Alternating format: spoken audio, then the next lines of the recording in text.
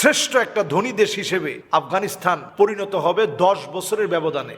মার্কিন প্রতিরক্ষা বিভাগের জরিপ বলছে যেই পরিমাণ আল্লাহ রাব্বুল আলামিন খনিজ সম্পদ শুধুমাত্র কেবলমাত্র আফগানিস্তানের মাটির নিচে দিয়েছে, এর পরিমাণ দাঁড়াবে 15,000 বিলিয়ন মার্কিন ডলার। অল্প সময়ের ব্যবধানে ইমারত ইসলামী সারা পৃথিবীকে তাক লাগিয়ে দিয়েছে।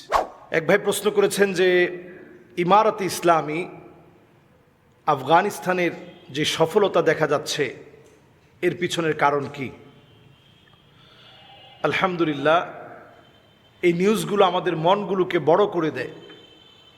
আফগানিস্তানের যে সফলতা, যে মানুষগুলোকে এক সময় জঙ্গি বলা হতো, যে মানুষগুলোকে এক সময় সারা পৃথিবীর মানুষের হৃদয়ে ভীতির কারণ বানানো হতো, এই মানুষগুলোকে আল্লাহ রাব্বুল আলামিন কি পরিমাণ পছন্দ করে প্রতিষ্ঠিত করেছেন।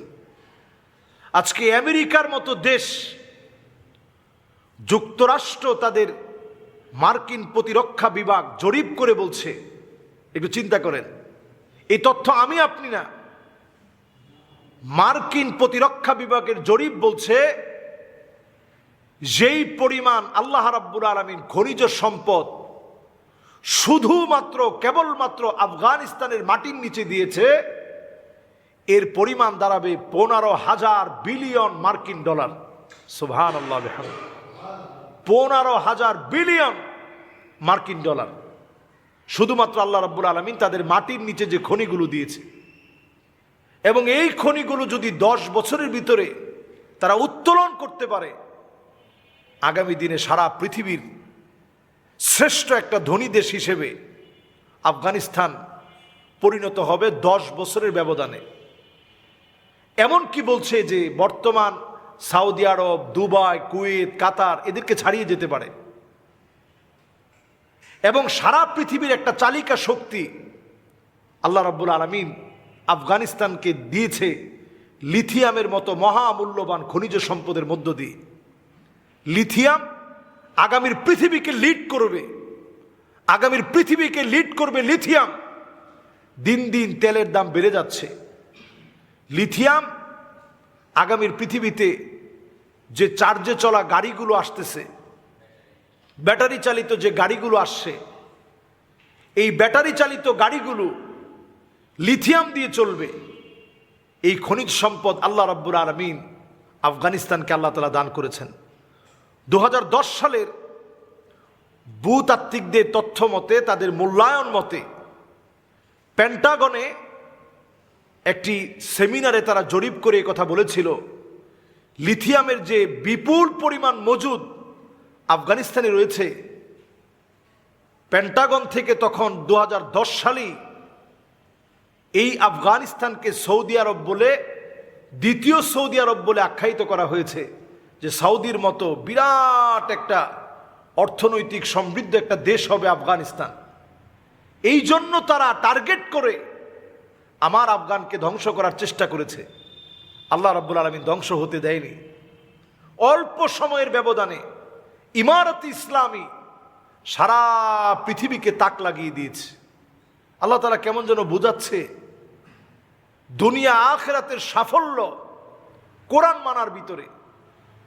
শুধু তারা খিলাফত প্রতিষ্ঠিত করার কারণে আসমান থেকে আল্লাহ তাআলা যেমন নিয়ামত দিচ্ছে, জমিন থেকে নিয়ামত, এমনভাবে জমিনের ভিতরে নিয়ামত, জমিনের ভিতরে আল্লাহ তাআলা পুঁথিত করে রেখেছে লিথিয়ামের মতো মহামূল্যবান খনিজ সম্পদ। এগুলো আল্লাহর পক্ষ থেকে দেওয়া। আজকে আমরা যদি ইসলামের দিকে আসতাম, আমাদের দেশ এর চেয়ে বেশি সমৃদ্ধ হতে পারত। দেখুন, একটার পর একটা যদি আমরা পরিসংখ্যান দেখি, আফগানিস্তানে যেই পরিমাণ লিথিয়াম খনিজ সম্পদ রয়েছে, বর্তমান গবেষকরা অবাক হয়ে যাচ্ছে, দৈর্ঘ্যে এটা 900 কিলোমিটার।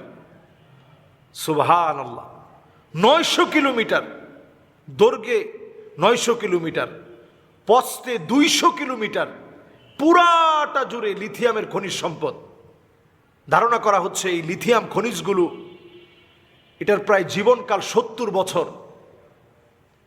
এটা আমাদেরকে আরেকটা বার বলে দিচ্ছে এই পৃথিবীর উত্থানে কালো পতাকাধারী খোরাসানের বাহিনী তারা শক্তিশালী হবে, অর্থনৈতিকভাবে সমৃদ্ধ হবে, মাজলুম মুসলমানদেরকে উদ্ধারের পিছনে কাজ করবে।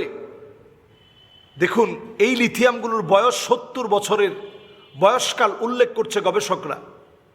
তার মানে চিন্তা করেন, এখন আমাদের কিন্তু ঘুমিয়ে থাকার সময় না, এই সময়টা আমাদের জেগে ওঠার সময়, এই সময়টা আমাদের গবেষণা করার সময়, এই সময়টা আল্লাহর দিকে ফিরে আসার সময়, যখন পৃথিবীর একটা মোড় চেঞ্জ হওয়ার সম্ভাবনা রয়েছে। ঠিক সেই সময় আমরা দাঁড়িয়ে আছি। এই দাঁড়িয়ে থেকে আজকে রক্তক্ষয়ী মাজলুম মুসলমান সারা দুনিয়াতে যখন মার খাচ্ছে, এই মুসলিমদেরকে হেফাজতের লক্ষ্যে আমি আপনি নিজেকে ব্যতিক্রম বানাই। আফগানিস্তানের বড় বড় ব্যক্তি নিজেকে ব্যতিক্রম বানিয়েছে। পৃথিবীর যে কোনো মোড়লদের কাছে সে তার স্বকীয়তা নিয়ে প্রবেশ করছে, তার ড্রেস আপ, তার সুন্নাহ, তার লেবাস সব ঠিক রেখে প্রবেশ করছে। বাদা আল ইসলাম গরিবান ওয়া সায়াউদু গরিবান তুবা লিল গুরাবা। ইসলাম বিজয়ী হয়েছে ব্যতিক্রমদেরকে দিয়ে, আবার ব্যতিক্রমদেরকে দিয়ে ইসলাম বিজয়ী হবে।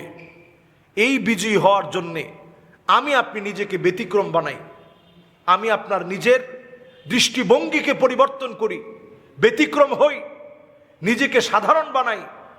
আল্লাহর সামনে দাঁড়াতে হবে এই ভয় আমাদের ভিতরে জাগ্রত করি। আল্লাহ তৌফিক দান করুক। আসসালামু আলাইকুম ওয়া রাহমাতুল্লাহি ওয়া বারাকাতুহু।